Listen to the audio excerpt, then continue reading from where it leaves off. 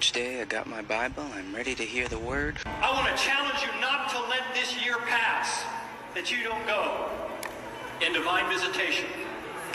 I had a chariot come and pick me up one night, and a prophet that if I told you his name, you all know him. And he and I went in this chariot. We went all over the 6 states of New England: Massachusetts, Rhode Island, Connecticut, Vermont, New Hampshire, and Maine. We slipped into upstate New York just a little bit, but throughout the whole night, we visited those states in the chariot of God, and we saw the places where revival was about to break loose. And that chariot came right back over my house, hovered over my house, and there the two of us were. We watched the sunrise together in the spirit, and then I was back in my body.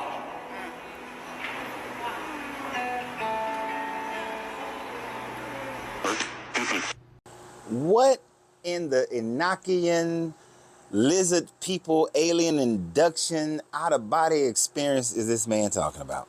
So this is what we're doing now, Christians. Christians are now starting to look at the Hermetic ideas of out-of-body experiences. That their consciousness left their body.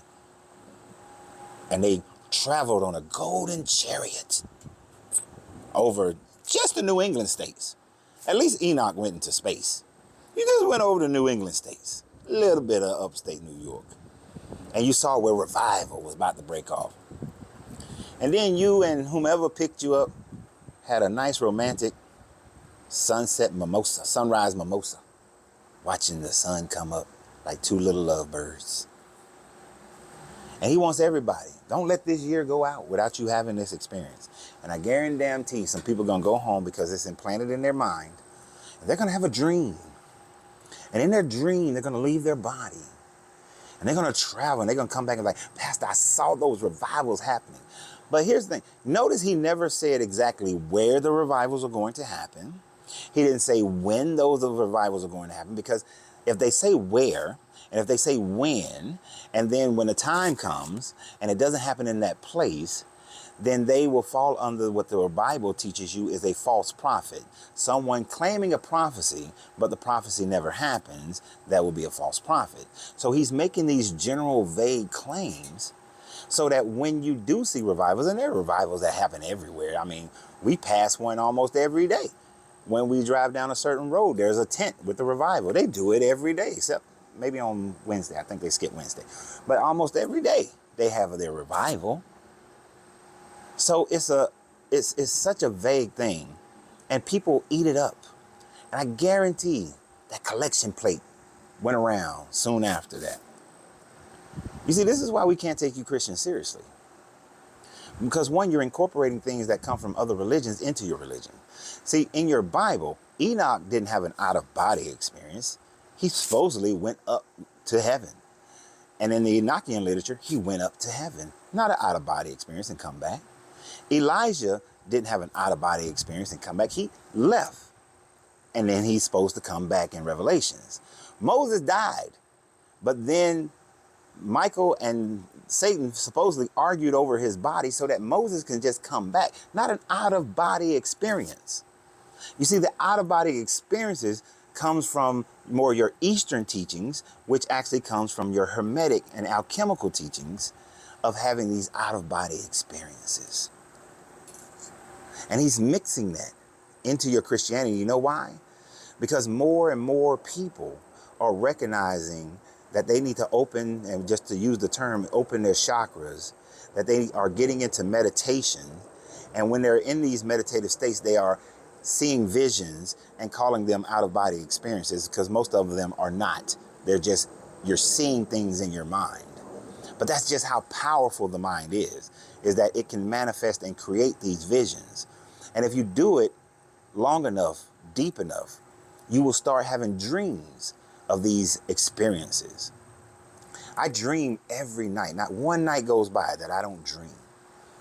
And even in last night's dream, it felt real. When I woke up in the morning, I had to look over and look around the room to make sure that I was in the place that I was in. And the dream, I was in a future place. In the dreams, I was around people that I haven't met yet. In the dream, there was a situation that I haven't become a part of yet. But it was so real. I was there. I could see it. I could taste it. I could feel it. And in the dream, my grandmother was there, who passed away in 1992. So these people are just having some dreams. Now, I think this man is just making some shit up.